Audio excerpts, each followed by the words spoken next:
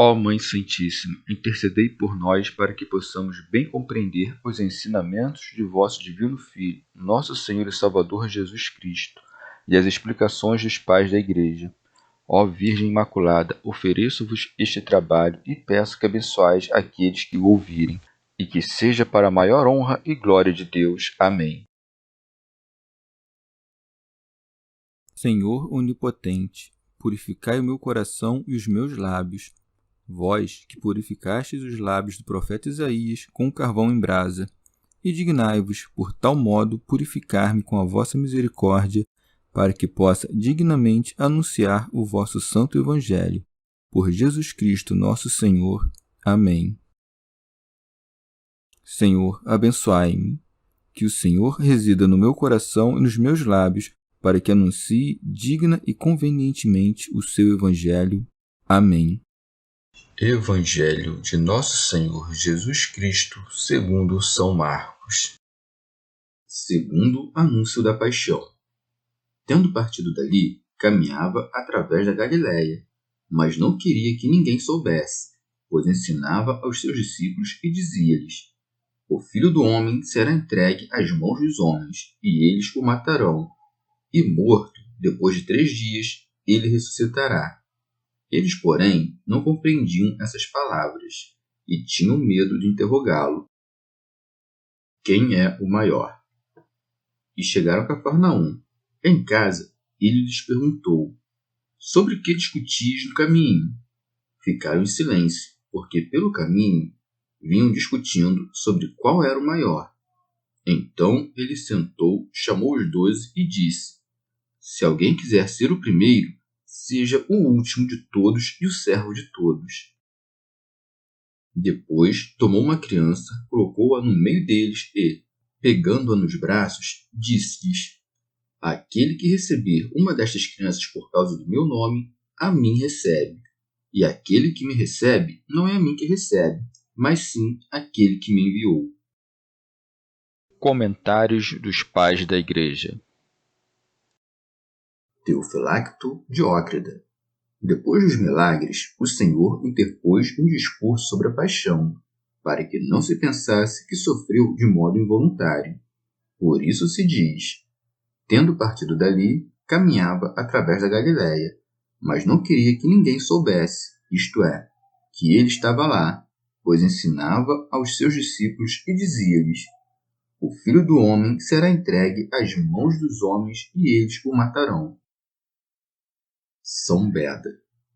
Ele sempre mescla coisas propícias com coisas tristes, para que, quando estas vierem, não aterrorizem os apóstolos, mas que estes as suportem com as almas preparadas. Teofilacto Diócrida. Mas depois de dizer o que era triste, acrescentou aquilo que deveria alegrar. E morto, depois de 3 dias, ele ressuscitará, para que com isto aprendamos que depois das angústias seguem-se as alegrias. Segue-se. Eles, porém, não compreendiam essas palavras e tinham medo de interrogá-lo. São Beda. Esta ignorância dos discípulos não brotava tanto de inteligências lentas, quanto do amor que tinham pelo Salvador, pois eles, sendo ainda carnais e desconhecedores do mistério da cruz, não podiam crer que morreria aquele que haviam reconhecido ser o Filho de Deus. E uma vez que se haviam habituado a ouvi-lo falar muitas vezes de modo figurado, e apavorando-se com a chegada de sua morte, queriam que, mesmo naquilo que ele falava de modo claro sobre sua entrega e morte, se desse a entender algo em sentido figurado. Segue-se. E chegaram a Cafarnaum. Pseudo-Jerônimo. Cafarnaum se traduz como a aldeia da consolação, e a tradução é conveniente à frase anterior, na qual disse que morto ressuscitará ao 3º dia. Segue-se. Em casa, ele lhes perguntou: Sobre o que discutir no caminho? Ficaram em silêncio. Pseudo-Crisóstomo. Mateus, no entanto, diz que os discípulos se aproximaram de Jesus dizendo: Quem é o maior no reino dos céus? Com efeito, ele não começou a narração do início, mas omitiu o trecho referente à compreensão do Salvador sobre os pensamentos e falas dos discípulos, mesmo que se possa compreender que diziam-lhe também aquilo que, separadamente, pensavam ou diziam, pois todas as coisas vieram de tal modo conhecidas como se lhe fossem ditas.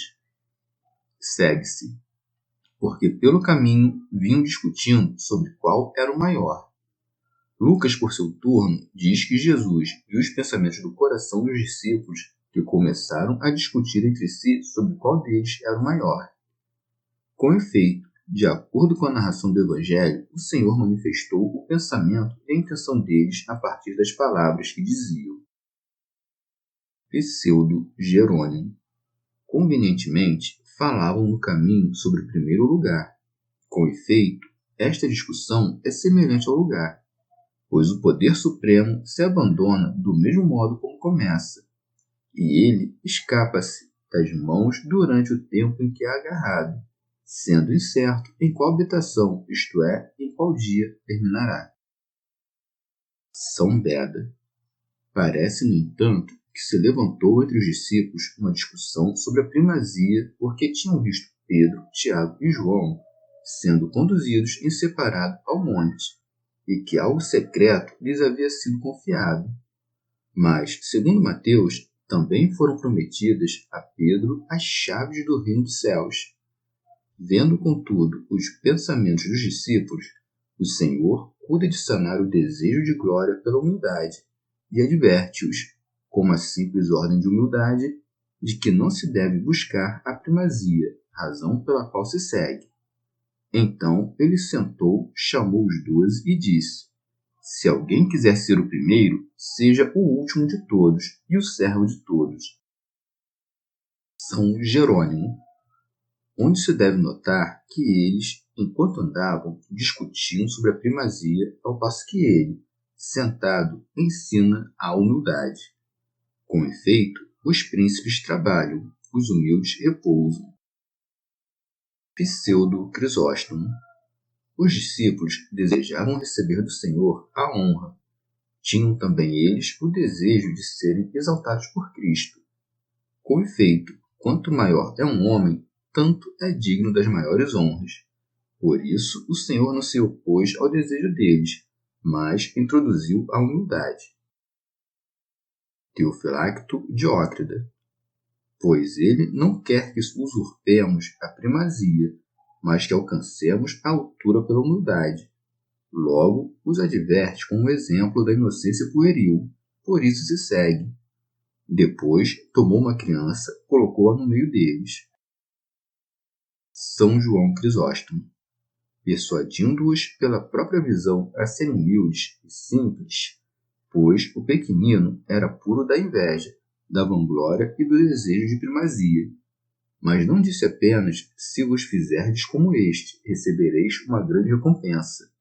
Mas também: se honrardes outros assim por minha causa, razão pela qual se segue. E pegando-a nos braços, disse-lhes: aquele que recebe uma destas crianças por causa do meu nome, a mim recebe. São Beda. Nisto, ele mostra ou simplesmente que os pobres de Cristo devem, em sua honra, ser recebidos por aqueles que querem ser maiores, ou os persuade a serem pequenos na malícia, de modo a conservar a simplicidade sem a arrogância, a caridade sem a inveja e a devoção sem a cólera. Ao abraçar o menino, deu a entender que os humildes são dignos de seu abraço e de seu amor. Acrescentou, no entanto, em meu nome, para que eles persigam em nome de Cristo, pela diligência da razão, a forma da virtude que o menino observa, tendo a natureza como guia. Mas uma vez que ensinava que ele mesmo era recebido nos pequenos, para que não se pensasse que era apenas o que parecia ser, acrescentou: e aquele que me recebe não é a mim que recebe, mas sim aquele que me enviou, ensinando-nos com isto que quer creiamos ser ele tão grande quanto o Pai e de sua mesma natureza. Teofilacto Diótrida. Vê quão forte é a humildade, pois ela merece a habitação do Pai, do Filho e também do Espírito Santo. Chegamos ao fim de mais um dia de comentários da Catena Áurea. Muito obrigado por ficarem até aqui, que Nossa Senhora derrame suas graças sobre nós e até amanhã.